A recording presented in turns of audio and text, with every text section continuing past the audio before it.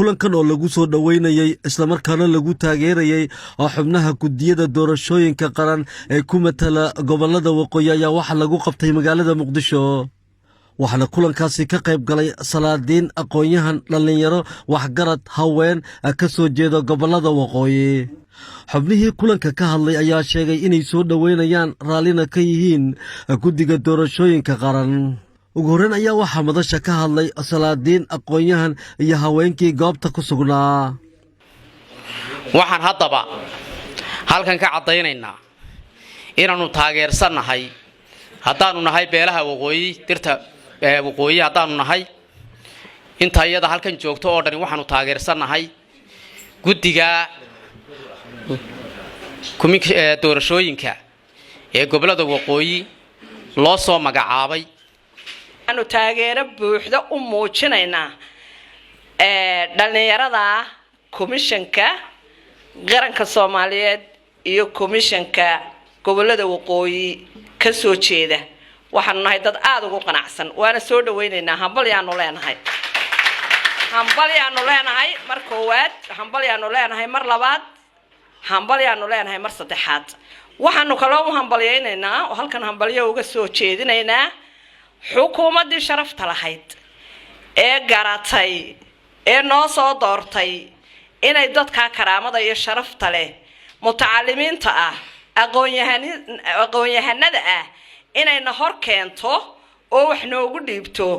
dawladii iyo xukuumadii garatay baanu aad ugu mahad celinaynaa diga commissionka qaranka ee la soo magacaabay uu yahay mid sharci ah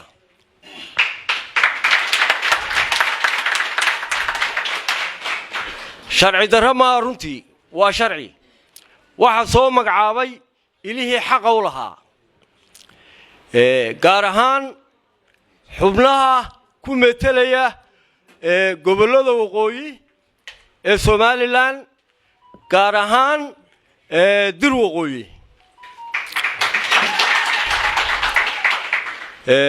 waxa weeyaan ma aha masiirkeenu inuu noqdo mid qof danaysta ah ama wax ka cadhooday uu jeediyo marba shahawla ka cumaha dhalinyarta iyo aqoonyahanadaasi ma aha nabad sugid waa dad aqoonyahana ah waa dad wada master qofka uu aqoonta yar leh master yahay waa dad hadda Hargeysa ka yimi agaasimihii wasaaradda cadaaladda ee Soomaaliland ninkii iska casalay baa lambarka oo ka Soomaaliya oo dhan baa garanaya oo gudida khilaafaadka ku jira dadka waa annaga